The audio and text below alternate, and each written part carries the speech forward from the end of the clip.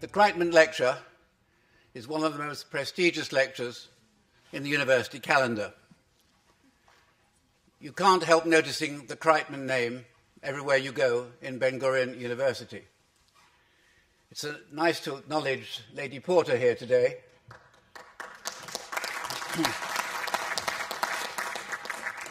And we have, of course, the Kreitman Plaza, the Kreitman School of Advanced Graduate Studies, the Kreitman classroom buildings, and, of course, the very well-known Kreitman Foundation Fellowships.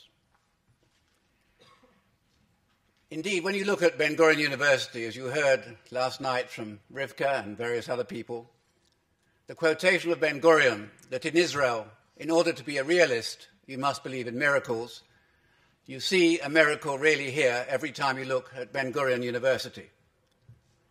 And when Ben-Gurion founded the Institute for Higher Education in 1965, he had a vision that he wanted to create a university or a higher education establishment like Yavne and Oxford. He was a huge admirer of Oxford. He visited there many, many times.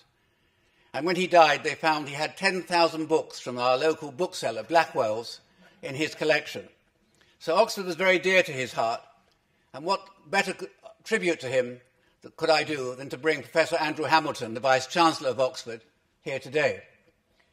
And Andy, as we call him, has had a stunning and stellar career, starting with a chemistry degree in Exeter University, a spell at British Columbia, a PhD at the other place, and a postdoctoral fellow at Strasbourg, before then going to America as part of our brain drain, to Princeton University first, then to Pittsburgh, and finally at Yale, where he eventually became Provost of Yale in 2004 to 8, where he combined teaching duties with a wide range of teaching and administrative, and still ran an active research group. So all of those people that complain about too much administration, take an example in Andy.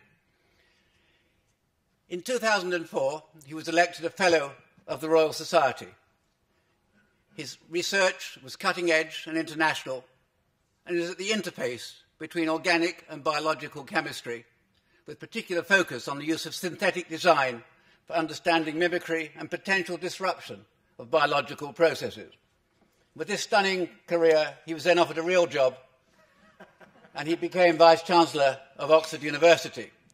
On June the 3rd of June, it was announced, and it was confirmed on the 16th of June. And I show some pictures here of Andy in his robes and in his various facilities, the various activities he has to do. You know, very hard going to all these garden parties, eating all these dinners, as well as running the university. And in one of those, you can see Jenny, his wife, who we're very honoured to see here today with him. And as they say in England, behind every great man, there's an amazed woman. What about the university over which he presides? Well, Oxford is called, as you know, the city of dreaming spires. It is the oldest university in the English-speaking world, which dates from the 11th century. We're a global university, and we welcomed our first overseas student in 1190. On there, you can see there's a copy of Sainte-Chapelle in Notre Dame. That is Exeter College's chapel, and that has particular significance for Ben-Gurion University because it is there that the Rivka Karmi Fellowship is held. I'll say a bit more about it in a moment. Indeed, Exeter College has just celebrated 700 years of its existence, and most colleges, like Exeter, there are 38 in Oxford, they have dining halls, they have chapels, they have gardens. It's part of the magic of Oxford. And indeed, Oxford had it can boast the oldest museum in the world, started by Walter Ashmole in 1683, and it was originally where the Science Museum is in Oxford, which was then moved in 1924. A famous landmark is the Sheldonian Theatre, designed by Christopher Wren, before he designed St. Paul's in London.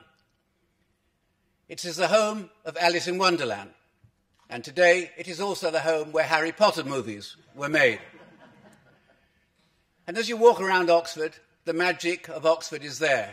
In many colleges you'll see sundials, you'll see gargoyles, and if you go to the University Museum, which was built in 1850 to house the whole of the university science, you'll see a dodo. And in 1860, there was a very famous debate on Darwin's theory between Bishop Wilberforce and also Huxley, and the result of which the church lost that debate, and science in the UK, particularly in Oxford, then took over and moved all over the university. Oxford University is the home of Oxford University Press, which exists in 50 different countries. It's the world's largest university press. And it has helped to define the English language for many people through its dictionaries and other books. And in my own case, it also when I introduced the word glycobiology, I was told by the current Vice-Chancellor that the greatest honour I would have would be to have my name in the dictionary, and that nothing else would ever come close to that. It's a global university, and one of the things that we do really well is to build bridges through scholarships. And the Rivka Karmi Graduate Scholarship was set up in 2012, the first scholarship in any English university that has a permanent link with an Israeli university.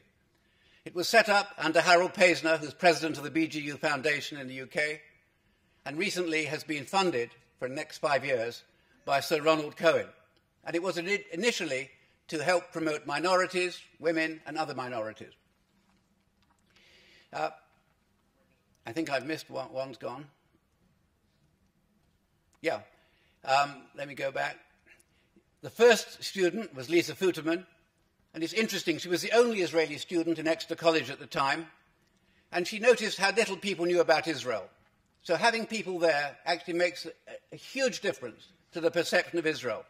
And this year we had Efrat Ben Eliezer, who was also a great ambassador for the programme. And then Ruth Deitch, Baroness Deitch in the House of Lords, on the debate, talked about the initiative that existed from Ben-Gurion University to Oxford, and said that Oxford Brookes would have a similar scholarship, which was set up largely by the efforts of my wife, Sandra. And Elad Almog was the first scholar at Brookes University, and it was transformational. They went from being hostile, anti-Israel, to embracing Israel, so much so that at the end of the course they decided, when they do tourism in future, Israel would be one of the 5 countries that they would do. And before that, they didn't really want to know at all. So he was a tremendous success and a tremendous ambassador for this country. And this year, we had Yasmin Haj Amer, who was a Bedouin student, one of the many Bedouin students here at Ben-Gurion University, who also was a great success over there, a very, very pro-Israeli Bedouin, arguing very strongly for how the Bedouin community should integrate and move forward. And one of BGU's remarkable strengths, as we've heard continually, is it has an ethic of reaching out to the community and promoting minorities. And most of the students here undertake to do some kind of volunteering work in the local community. And that's exactly the kind of thing that appeals to our Vice-Chancellor and honoree today, Professor Andrew Hamilton. And if I quote from him, I've been lucky enough to work at some of the great universities in the world, at Pittsburgh, at Princeton, Yale, and now a real one, Oxford. Each of them is characterized by a real commitment to excellence in all that they do, in undergraduate teaching, in research, and ensuring that the fruits of their research are transferred and applied for the benefit of society. And that's exactly the same ethic that we have here. Indeed, you can say that his quotation is a scholarly path to peace, a vision that can be a true bridge to peace. And where better than here at Ben-Gurion University, where Sadat and Menachem Begin signed the agreement after Camp David, recognizing the university's unique contribution as a bridge for peace. Now, I've been at Oxford 50 years this year, and I've seen 11 vice-chancellors. Rather, they've seen me, and I'm still here. And I can say that in all it's obviously difficult to compare vice-chancellors, but ladies and gentlemen, there has never been a better one than our current vice-chancellor, Andy Hamilton. And then again, he's such an important person, he's going to have 2 introductions today, not just me, but Matthew Gould, our ambassador, is going to say a word in a moment. And Matthew is the 23rd ambassador since the establishment of the State of Israel. I hope that's right. And as British ambassador, he's made a statement about strengthening ties between England and Israel. And he says we are building a partnership across the board, from trade to tech, in our universities, in our laboratories, in security, and in the fight against terrorism. And one of his major flagships was to set up the BIRACS, British-Israel Academic Exchange on Regenerative Medicine. It was a very, very ambitious program, and at the time when we decided to do stem cells, it was considered very far-sighted. And what a decision, what a great decision it is, in view of all the advances that have gone on in stem cell biology since. President Rivka Karmi was to be the ambassador's co-chair for Israel, and I was to be the ambassador's co-chair for the UK. And you'll see here there are 4 Oxford professors who are involved in helping to establish this programme. And again, what it does is establish a huge relationship between the UK and Israel in terms of the science infrastructure throughout the United Kingdom. Indeed, the first conference on regenerative medicine was held here at Ben-Gurion University under the patronage of President Karmi.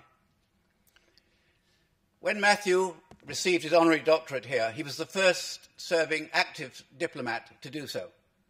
And he said here, we have seen links between Britain and Israel universities flourish, like the ones between Ben-Gurion University and Oxford, a partnership that I know brings real pride to both sides. But above that, he said something that should ring with all of us. Everything we do, he said, is an expression of our values. And it's through our actions that we give voice to those values, like our belief in science as a potential force for good, above politics, beyond nation, that can unite and heal. I'm just going to ask our ambassador to say a few words, and thank you very much, ladies and gentlemen. Raymond, thank you very much for those words and for that introduction. I will come on to say a few words about your contribution to UK-Israeli scientific collaboration as I go on.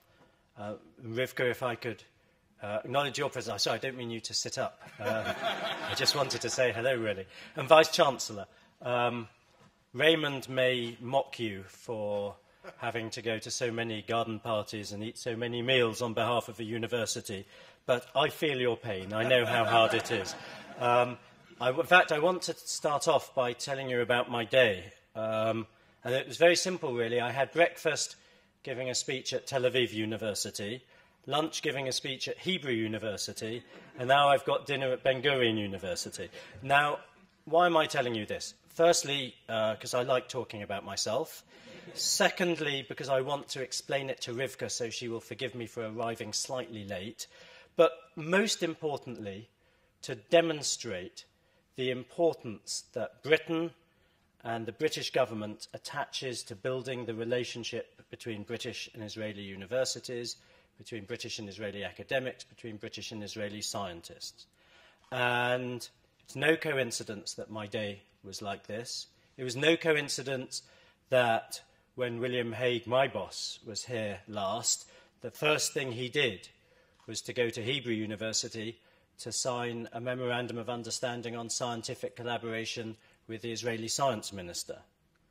It's no coincidence that when David Cameron, his boss, was here just a few weeks ago, one of the absolute highlights of his visit was an event celebrating British and Israeli links in science with President Perez. And just for even-handedness between the parties, it's no coincidence that when Ed Miliband was here 2 weeks after him, one of the highlights of his visit was a trip to a university and an emphasis on UK-Israeli scientific links as well. And what all this amounts to and why it's important is a very strong, very clear message of support for building the partnership between Britain and Israel, between our universities, between our scientists, between our laboratories. And it is, I'm unashamed that it is my absolute priority and my passion. And I know that in doing so, I receive extraordinary support from the political leadership and from the academic leadership in the UK. And that support comes for several reasons. partly because we know selfishly that it is incredibly good for the UK to have a network of partnerships with Israeli universities, because Israeli universities are incredibly good and there are wonderful things happening here, and we want, and I want, the UK to be part of it. And we support this partnership because, as far as I can see, there is no better model for how we want the relationship between Britain and Israel to be than the model of academic and scientific collaboration. It's a really wonderful model where experts, people who are the best in the world in Britain and in Israel, come together to be more and achieve more together than they can separately. And without being too pompous about it, we support this partnership because we know it is good for all humanity. So the meeting I had immediately before this one was with a professor at Hadassah who is doing incredible, groundbreaking research to find a cure, a stem cell therapy for Parkinson's disease, in partnership with a professor at Nottingham University. And that's wonderful for me in all sorts of ways, but most wonderful of all, because if she succeeds, then the benefits will ripple out and touch the lives of millions for generations to come.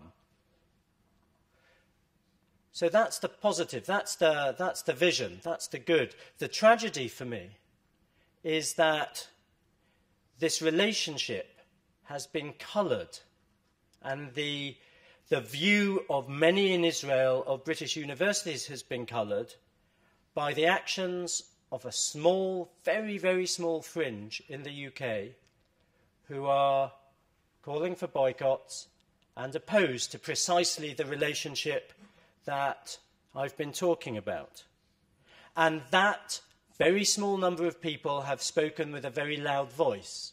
And unfortunately, a view, I believe profoundly an erroneous view, has taken hold in Israel that somehow they represent the whole of the British academic sector and all British universities. And as a consequence, the number of Israeli students studying in the UK has, year on year for the last few years, declined sharply. And that is very sad. And for me, as ambassador, as one of the guardians of a relationship between the countries, it's sad because I know that the impact of that decline will be felt for generations to come. Because I'm struck, for example, by the number of senior politicians I meet who have a love of Israel, precisely because when they were at university they had an Israeli friend, somebody like one of the Rivka Karmi fellows, who explained to them about their experience of Israel, their experience of the conflict. And the decline in the numbers of Israelis going to study in the UK, I think is a calamity, the effects of which will be felt for a long time. And so it is incumbent on all of us who care about this relationship, all of us who are troubled by this decline, to do something in response. And the response takes three key parts. There are three key elements to it: clarity, activity, and credibility. Now, in clarity, we couldn't be clearer. The British government is opposed to boycotts. And David Cameron said it when he was here, and Ed Miliband said it when he was here. And there is not one British university out of over 130 British universities with an official boycott of Israel in place. And when I say that to British academics, they say, well, of course not, it's ridiculous. When I say it to Israelis, they say, are you kidding? It's not at all what they expect. So we need to speak clearly, and the message is very clear. So there's clarity, and then there's activity, and Raymond has talked about some of the things we're doing. The BIRACS programme, which has become a really wonderful example of what can be achieved between the two countries. And soon, very soon, I'm pleased to say we'll be announcing a rather exciting new scheme to send Israelis for their postdoctoral study to the UK, to British universities. And we're doing what we can to arrest and reverse the decline in the number of Israelis going to study in the UK. Now, in all this, I have been blessed by the best possible partners in trying to achieve this. One of them is Raymond, who has been an extraordinary source of advice and strength and kindness and patience in guiding and steering and supporting everything that we've tried to do. And it's really, I cannot say enough how much we owe Raymond for getting us to where we've got to. Another one is Rivka, as the co-chair of the Life Sciences Council, who has really, not only a sort of magnificent and world-renowned scientist in her own right, but has become a very strong and important supporter of the partnership between the two countries. And the British Council, led by Alan Gemmell, which is doing everything that I've been talking about, implementing with real skill and dedication the programmes and the goals that I've set out. So I'm very blessed with the partners that we've had. So that's clarity and activity. But for credibility, that's where we come to today's speaker and honoree. Because it is hard to find a more credible institution to speak, and through speaking express implicitly and explicitly the support for the partnership between the two countries than Oxford University. And I say that even though my degree is from the other place. I'll let you into a little secret. It's called Cambridge. And there is no more powerful voice as an individual that could stand up for the partnership between the two countries and give a clear message than Professor Andrew Hamilton, who has been, through his years at the pinnacle of academic leadership in the UK, a very clear and principled voice, who has been a wonderful partner for the relationship, for the efforts to build the relationship between Britain and Israel. And as a scientist and as a leader, there could be nobody better to give today's lecture. Professor Hamilton.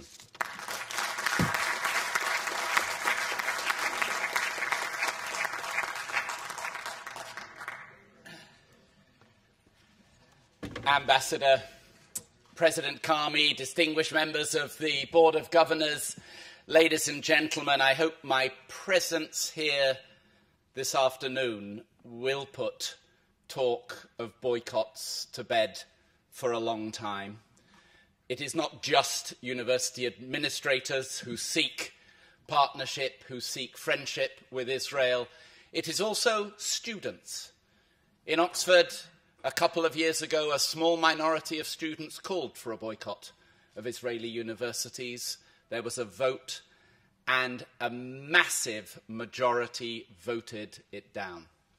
So my presence here today is one of friendship and of partnership, and I hope of discussion of future opportunities for partnership between my university, the University of Oxford, and Ben-Gurion University. And I have had two of the most gracious introductions I think I have ever had in my life. I need to take Raymond Buckley, the ambassador, around with me wherever I go. I can assure you, Raymond Buckley, as the ambassador has said, is a remarkable figure. He's a remarkable figure here in Ben-Gurion University. He's a remarkable figure in Oxford. I will point out, as he said himself, he has outlasted 11 vice-chancellors and 14 ambassadors. So that tells you something about the staying power and the resilience of Raymond Buckley. And in his introduction, as Matthew pointed out, he skipped over that blot that I have on my curriculum vitae, and one of my delights as Vice-Chancellor. I am actually the first Vice-Chancellor of Oxford in 900 years who is not a graduate of Oxford University. And as you have heard, I am a graduate of Cambridge University. And let that be a demonstration of the openness, because my goodness me, if Oxford can embrace Cambridge, then Israel is a piece of cake. So I think for me, having spent now 5 years as Vice-Chancellor of Oxford, I have come to love it dearly. I'll speak a little bit about it in the coming minutes. I've come to love it dearly. I've come to see what a magnificent institution it is. Raymond touched upon some of its characteristics.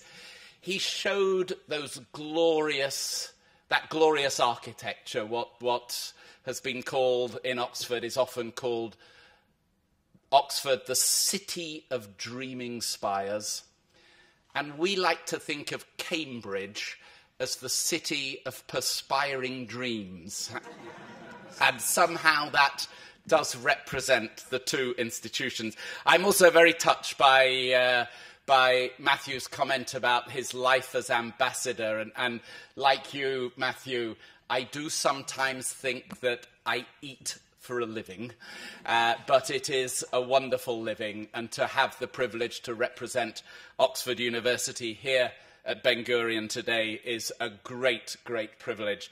And it's a particular one, as Raymond mentioned, to know that the words of the founder, the words of Ben-Gurion 60 years ago, who said that he intended here in the desert to build our Oxford, what he called a sort of Hebrew Oxford in the Negev.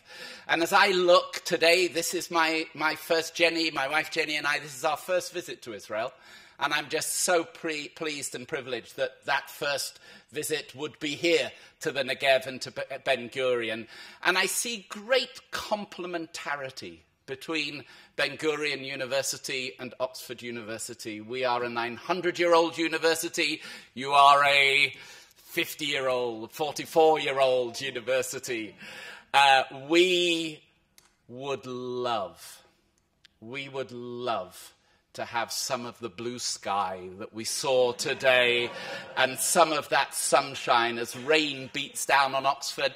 But I expect that you, from time to time, would love some of that green grass that we have everywhere, all over, and the endless supplies of water that seem to fall from the sky in Oxford. We have complementarity, and I want to touch upon some of that in my words. And let me also say what an enormous privilege and honour it is to be receiving an honorary doctorate from BGU today. This day is one that sends shivers down my spine. It reminds me of my own graduation, the former graduation day I had in 1974 when I graduated from the University of Exeter. And these days always give us an excitement because they are, of course, not only a recognition of achievement and a great honour for that achievement to be recognised, but it's also these graduation days when we send out newly minted graduates into the wider world. And it's a time when our graduates reflect on what they've learned, on how they will fit into the world, and what indeed they might contribute to the world through their professions, through their communities, through their countries. And it's a time when students consider their strengths and their weaknesses, what the future might bring, and how they might prepare for the many vicissitudes that they will face in life. And today, I just want to spend a few minutes, I'll try not to be too long, on how universities, 900-year-old ones, and even young ones like BGU, how universities need from time to pause, to take stock, to consider how we as institutions fit into the world, what's expected of us, and what we should expect of ourselves, and of course how we can best deliver those expectations. There's no question that now is a very good time for universities indeed to be taking stock, because in many ways the development of universities in the 20th century and the 21st century in some way parallels the growth of individuals, the way we change through maturity and shift our focus as adolescents from ourselves into the wider world so that we can become contributors in adulthood to the wider world. Similarly, universities, those of us who've been around for a while, we in the last couple of centuries have moved from being considered as ivory towers containing rather arcane and perhaps less useful knowledge. We've now become training grounds for the new professionals of the 21st century. Now we've moved to a world where education, knowledge, new ideas, once the province only of universities, now, through digitization, are available to anyone, anywhere, at any time.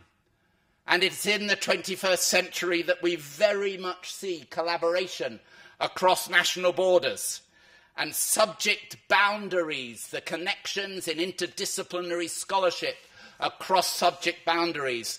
Those changes are taking place at a frantic pace.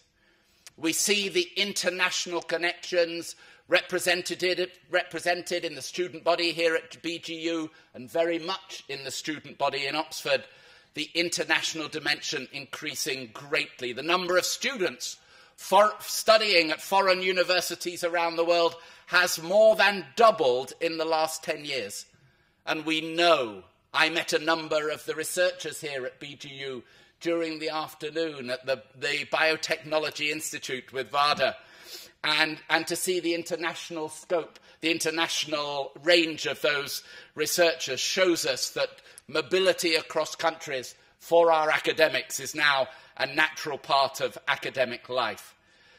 With all this rapid change buffeting universities, one risk is that we might lurch from one change to another, and in the lurching, lose track of our core values. The opposite risk is that we bury our heads in the sand, too bewildered of the pace of change to do anything significant.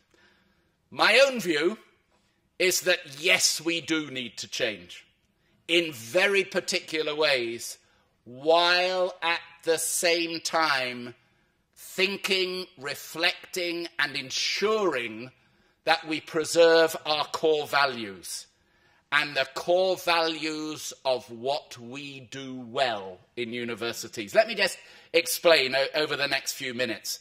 For much of the 20th century, there's no question that the ideal model of a university was a fairly stable entity. On this model, which all of the world's leading universities are more or less embodied, a university was a single campus in which two basic things happened: education and research. Knowledge was transmitted to students through direct interaction with leading academics, and research was guided by academics' interest and then published in papers that we hoped people outside the academy would read, although we were often unsure whether anyone actually did read them. The ideals of university life in the 20th century were then high-quality teaching, the encouragement of strong relationships between students and faculty, and inspiring and high-quality research. Now, these ideals remain vital parts of academic life today, and at Oxford we work every day to realise them more fully. But there's no question in the 21st century that other priorities have joined them. The university is now asked to do more. What I'd like to argue today is that these new priorities require universities to become more innovative, and that the surest path to sustained innovation is openness. And I'll come back to that again and again. Openness. The free flow of people and ideas into and out of the university. Now, let me just start with the new expectations that people have of leading universities. And I'd highlight two that are very much shaping my institution, the University of Oxford. And there's no question, I heard from President Kami this morning, these are the same forces very much shaping the future of BGU as well. The first expectation is that universities themselves will take on the role of transforming the knowledge they generate into impact. Research carried out by Oxford's faculty and alumni has had a huge impact on the world, as Raymond has mentioned, for many centuries. I could list dozens. The discovery and at least the development, if not the discovery, the development of penicillin, the identification of antibodies as potential drugs, many other scientific discoveries coming from Oxford's laboratories. But we've also had great developments and great impact in the humanities. I like to point out to the scientists and the medics in Oxford that probably the single biggest impact that Oxford scholarship has had, at least in terms of population knowing about it, didn't come from medicine, didn't come from science, but came from the Department of Medieval English. And of course, you all know what it was. It was the work of J.R.R. Tolkien from Oxford, who, of course, wrote The Hobbit and Lord of the Rings, and what an impact that had around the world. And it had a profound economic impact. The only sad thing for us was it wasn't Oxfordshire that benefited, but New Zealand. But never mind. It shows us that the breadth of a university, humanities, social sciences, sciences and medicine, all contribute to the furtherance of our understanding and our knowledge and impact. Only recently, however, has impact been explicitly valued and measured as a way of assessing the value of our research in universities. It is, as many of you will know, a prominent feature of the UK government's research evaluation, a mechanism upon which our major funding block grants are determined. The practical impact of world-class academic research is also positioned as an essential pillar of government economic policy, both in the UK and in Israel, and of course in many other countries. Impact is also a key criterion of increasingly important non-governmental funders like charities, and we see pharmaceutical companies and other partners playing a major focus on the impact of research. The second new expectation of universities is that they will be responsible for preparing students for the job market of today and the job market of tomorrow. Now, universities have prepared young people for professional success for a very long time. But it's only recently that, but up to the very recent times, universities used to think that their preparation was entirely pedagogical. Universities taught content, yes, but also thinking skills, critical, analytical, creative thinking skills in order to achieve academic rather than professional ends. Now people see universities as society's job training centres. Statistics on the percentage of university graduates who are employed and the amount of money they make are seen as key measures of a university success in the 21st century. In the UK, the combination in recent years of a tough job market and the introduction of, as many of you will know, higher undergraduate tuition fees has heightened scrutiny of how well universities are preparing students for their first employment. What it takes to prepare students for successful careers has also changed. Graduates of leading universities and the employers who seek to hire them increasingly prize a range of versatile professional skills such as an international outlook, and an ability to think critically. I'll say more about these things in a few moments, but my point now is that universities seek to do more and different things to prepare students for the world of work.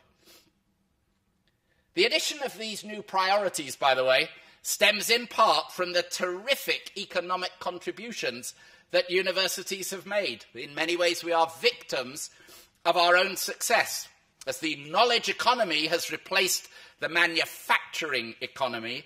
The service that universities provide, educating students, has become more economically valuable. And to see around me here in Ben-Gurion University the impact that you are having on the region, on the development of new industries, on the attraction of industries from around the world, is again a wonderful example in Israel of that effect. However, there's no question that the income gap between those students, those graduates with university degrees, and those people in society without degrees, that increasing income gap has now made, for governments, increasing the number of students going to university a very high priority. It's also led to an increased focus on employment outcomes for graduates. And as the number of university graduates increases, the competition among them for jobs also increases.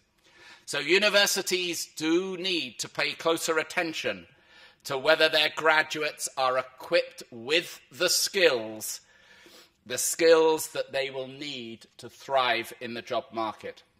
And finally, as governments have become aware of the benefits for individuals of a university education, they've also become aware of the benefits to the national economy of thriving university research. We see it here in many, many ways. Universities have long been seen as an engine of economic growth in the long term, but now they are seen as an engine of shorter-term growth as well. Having seen the economic impact of universities, governments are betting more on what has proven to work. Now, I've outlined the major changes I see developing within the university sector in the 21st century and how this is leading towards an expansion of the university mission to include the impact of research and a greater focus on graduate employability. To deliver on these, as well as other aims, universities need to innovate. We need to be prepared to consider new methods of educating our students and of conducting our research. We need to be prepared to think of radically different solutions to the problems that face our societies, our businesses, and the world today. But what makes an innovative university?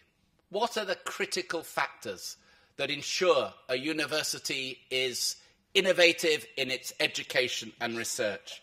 Well, there are many models we could consider. One model, there's no question, is what is called by all of us in university administration top-down innovation. On this model, the president merely points the university down a bold new path and doesn't rest until that vision is realised. There's a wonderful example. Many of you will know John Sexton at NYU, and John has created and developed a big new idea, what he calls a global network university. And he's been fearless and tireless in pursuing it. NYU now has campuses in New York, Abu Dhabi, Shanghai, and is developing them further, and has done exciting things to connect students and staff across those locations. As a result, NYU is now perceived to be a global leader in the move to internationalise universities. A great example of top-down innovation. That can work, but universities, let me tell you, and particularly 900-year-old universities, can be a very tough place to develop that kind of top-down innovation. Indeed, there is a bottom-up model, and it does complement the top-down. At its best, a university that is innovative from the bottom up fosters the conditions under which innovation can emerge and flourish across the institution. It creates an environment from which new ideas naturally emerge. Innovation that develops in such an environment, let me tell you, is harder to control, but it can also be incredibly effective, and it can be well targeted to the problems and opportunities that exist in the world. And it can be enduring because it's owned by the academics and the administrators who implement it. So here then is a key point I'd like to put to you this evening. The condition that matters more to the creation of an innovative culture within a university than any other is openness. An open university, in the sense that I mean, has two main features. First, it's a very diverse community of students and scholars. And secondly, it actively encourages the flow of ideas into and out of the universities, what many would call knowledge exchange. A university that's open in these ways is always going to become an innovative university. And part of the way in which we want to be innovative is to be radically open, but absolutely without sacrificing excellence. Now, let's just touch upon a couple of ways in which openness can help universities meet increasingly lofty expectations that society has of them. Let's start by the strategies for delivering impact through research. There's no question that one way to do that is to focus on applied research. That is, research focused on solving particular practical challenges. Research of the type that corporations would normally carry out in their research and development departments. We do a lot of this kind of research in Oxford. A lot of it wonderfully goes on here at BGU. But it has to happen hand in hand with fundamental research. And we're committed to that basic research that seeks to expand our understanding of the world without limiting it to the solution of a particular practical problem. Expanding the frontiers of human knowledge is a valuable enterprise in its own right. It also happens to have world-changing impact. We never know whether a particular line of research will revolutionize a field, how or when, but many of the great advances of human well-being can be traced to research undertaken for the love of knowledge. It is both a noble and a crucial undertaking. So how can a university like Oxford and BGU, committed to both applied and basic research, do more to ensure that its research makes a practical contribution to the world? Well, one important way is to be open to more kinds of collaboration and freer exchange of ideas. To have an impact on the grand challenges of the 21st century, we increasingly need to work together with not only other universities, but also with the private sector. The traditional model of collaboration has been individuals with shared interests working together. Today, especially in the sciences, larger research clusters supported by substantial financial backing, often from government, which is certainly best suited to provide it. These new kinds of collaborations are needed to crack the most pressing problems of society. And one wonderful example has been mentioned by both Raymond and the Ambassador, and that is BIRAC's, the Britain-Israel Research and Academic Exchange Programmes. And this is now using a very, very exciting and promising field of biomedical research, stem cell therapy, to tackle some of the world's most dreadful diseases. It's an enormous project with 4 universities and 10 funders involved, and you've heard the organising and the advisory committee involving Raymond and other Oxford academics are very much part of that steering group, and a critical component as well is the wonderful contribution of your President Rivka Karmi. And I am delighted, as Raymond mentioned, that we will be welcoming another Rivka Karmi scholar to Oxford. I met her, Shira. I don't know if Shira is still here, but there she is, right at the back, and we're looking forward to welcoming Shira to Oxford in the coming months, to that great college, Exeter College, which, as we heard, celebrated its 700th anniversary just this year. Now, another wonderful example, as I was talking about the rain in Oxford, it reminds us just of how critical water and water security and water management here is here in the Negev. And another wonderful example of an extended large-scale research collaboration is the Global Water Research Initiative, which I am delighted to be launching tomorrow at the Blaustein Institute for Desert Research here at Ben-Gurion University. This is an initiative supported by the British Council, and it will fund opportunities for researchers from Britain and Israel to work with researchers around the world from countries also facing water challenges, places like Kenya and South Africa, Nigeria, India and Namibia.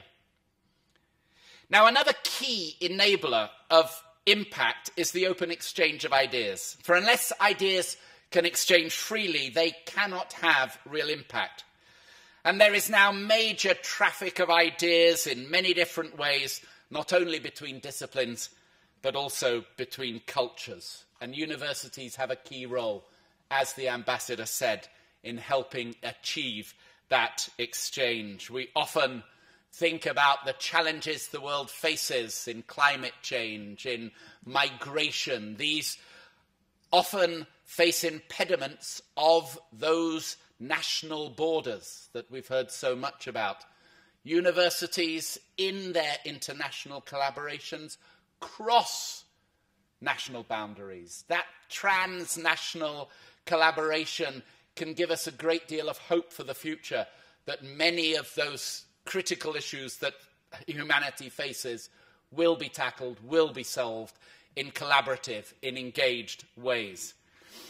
And a very important part of those solutions will be the link between universities and the private sector. And to see the success that Ben-Gurion University is having, those of you members of the Board of Governors will have watched this over the last years. I, arriving here today, have had my jaw dropped open most of the day as I looked at the new buildings and the ambition and the potential of the North Campus to really bring a strong synergy, a strong connection between university research and the private sector. And of course, this is a wonderful example of technology transfer. In BGU, you have been focusing on this for many years. In Oxford, we too have been focusing on technology transfer as a vital part of the connection between research and commercial application, developing and extending new ways of sharing the fruits of our research with society. I'll just very briefly give a couple of Oxford examples. It's not always in science and medicine, as I said with the Tolkien example, and let me give an example in economics. In Oxford, we have an institute called the Mann Institute. It's a collaboration between a hedge fund based in the City of London and mathematical economists in Oxford. And we've created the Mann Institute.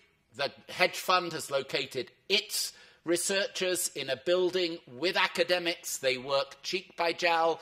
They cross-fertilize. The academics become familiar with the challenges of the financial services industry. The hedge fund people become familiar with the new techniques and mathematical approaches to finance and economics. And there is a real synergy, and decision-making for the hedge fund is improved. Academic research and new ideas are developed for the academics. There's a wonderful example. I look around and see the building that's gone on at BGU, and as I said, I'm in awe. In Oxford, we have a lot of buildings, some of them beautiful, some of them not so beautiful, but the challenge of building in a medieval city is not a small one. And let me give an example from my own department, the chemistry department. About 10 years ago, it faced a real challenge, a shortage of money in the system. How was it going to obtain money to build a desperately needed new building? And it developed an imaginative new partnership with a group called, a venture capital firm called the IP Group. And the way in which this partnership worked was that Oxford Chemistry received an upfront payment of £20 million, which allowed it to build a new building to do new research. And the IP Group received a share of the income generated from spin-out companies that would come from the research that would not have been done if the new building hadn't been built. So it was a win-win for both. The IP Group developed a new income stream, the university got a new building, science and chemistry benefited because new projects could be developed. Impact depends crucially on how successful we are in sharing our ideas as well. And though that sharing must be with others beyond the campuses. Universities need to look both near and far to spot opportunities for impact. And in Oxford, I'm delighted, as Raymond has mentioned, the links that we have with other parts of the city. Oxford Brookes University, you've heard the connections and the opportunities for Israeli students to come both to Oxford University and our sister institution in the city, Oxford Brookes. We also have now a wonderful set of collaborations with the city and the political leadership within the city. And this has been reinforced in the last months by an announcement of the British government of something called the City Deal, which is the establishment of a number of innovation centres in Oxford, 2 of them at the university, another one at Harwell. Many of you will know Harwell, a great centre for scientific research, and a 4th at Culham, again, another national lab facility.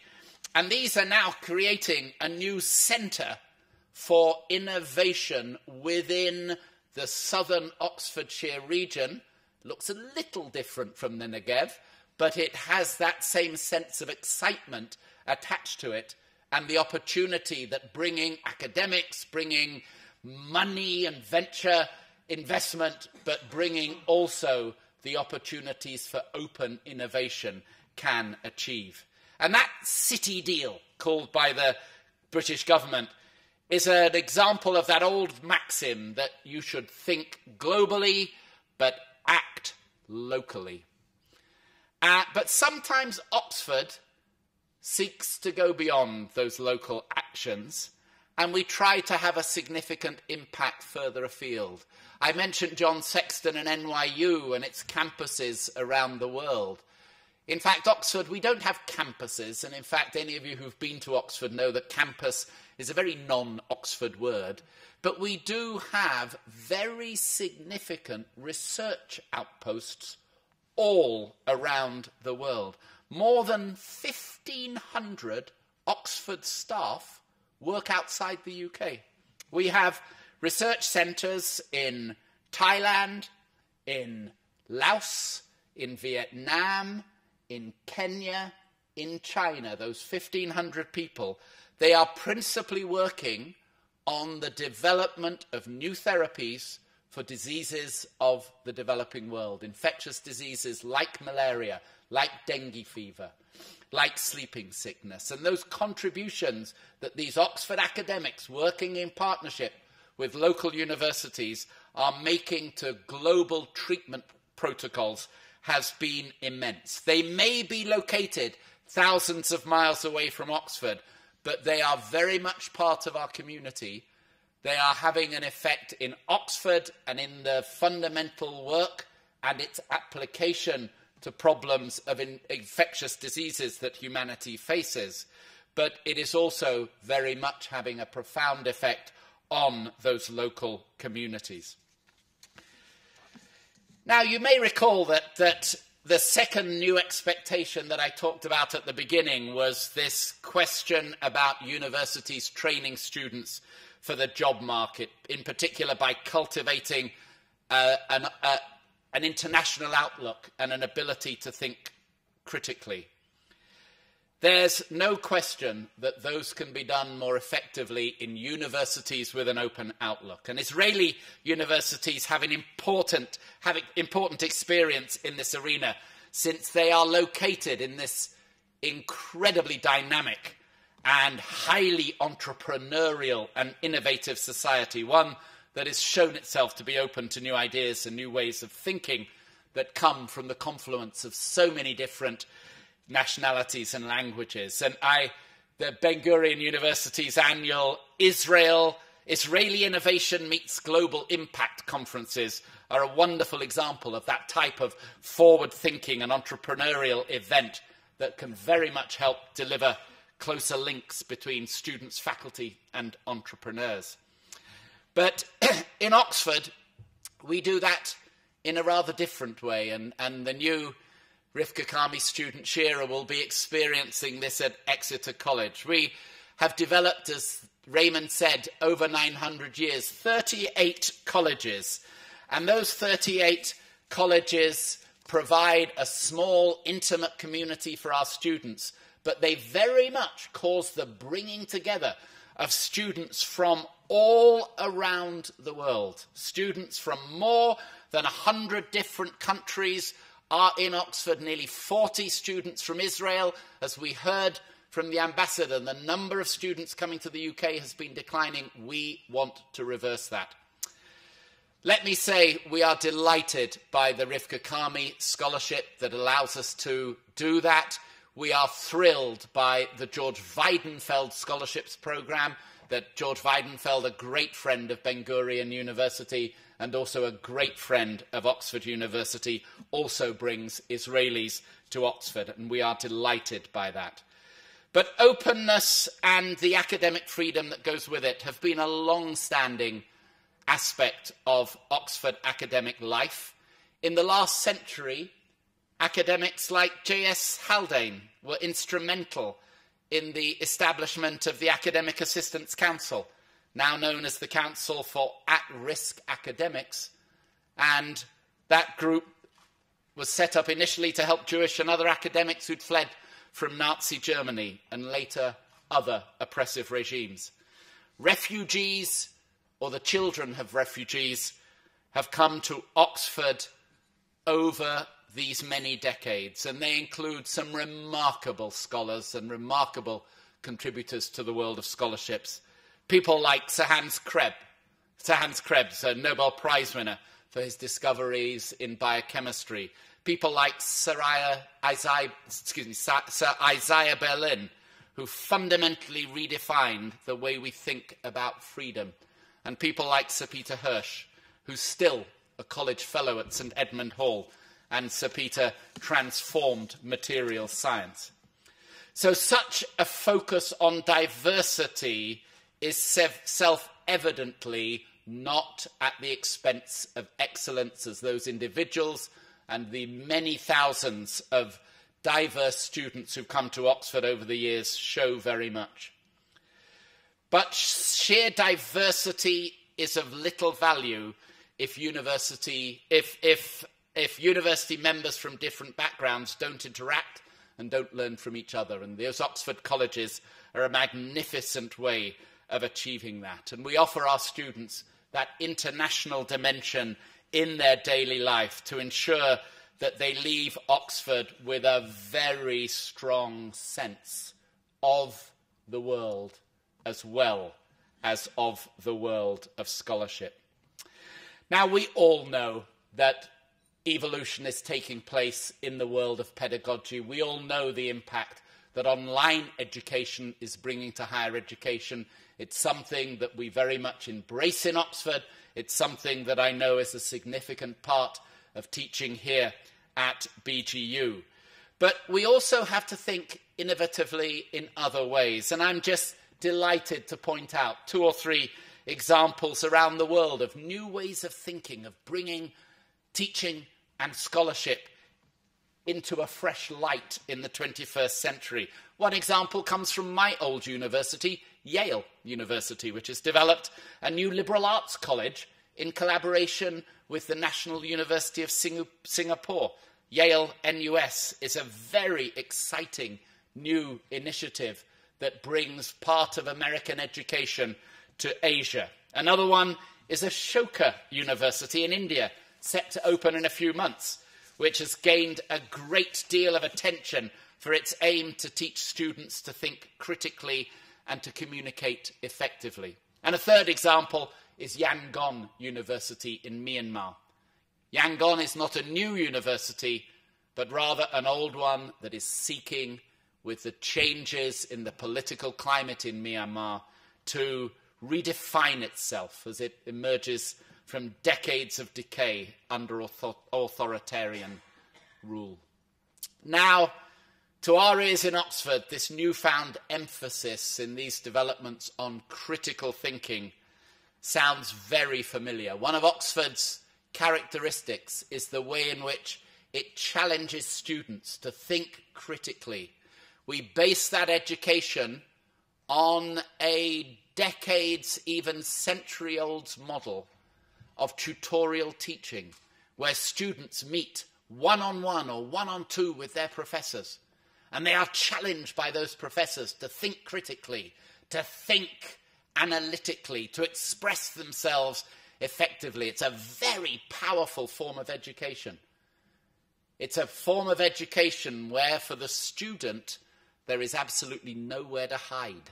They are completely under the spotlight, but it develops in them an intellectual self-confidence that is absolutely at the heart of an Oxford education, and we are convinced is the secret to our success and the reason why Oxford has been a university where many, many leaders around the world have been educated. So let me stop now. The evening is moving on.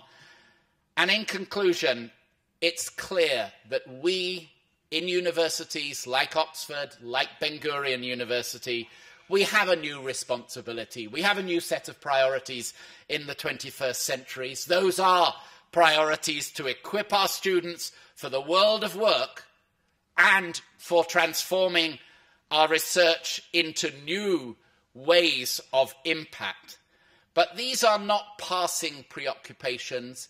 In this new century, they will be with us for the long term.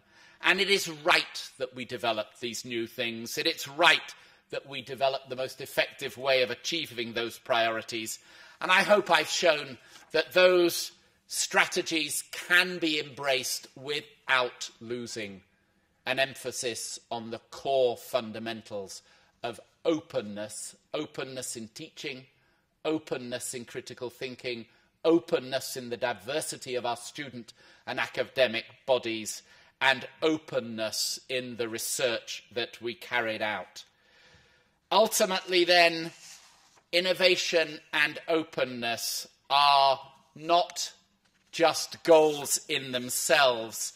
They are the tools that we develop in universities like BGU and like Oxford to help us safeguard the best of the past and to help us ensure that these universities, whether they've existed for 900 years and are starting to plot and plan the next 900 years of their existence, or whether, like BGU, you've been around for 44 years and the next 44 is as far as you can see into the future, these two types of universities are absolutely essential through their openness and through the innovation that naturally results. They are absolutely essential for the future, for the health of their societies and the world. Thank you very much. Thank you. Thank you.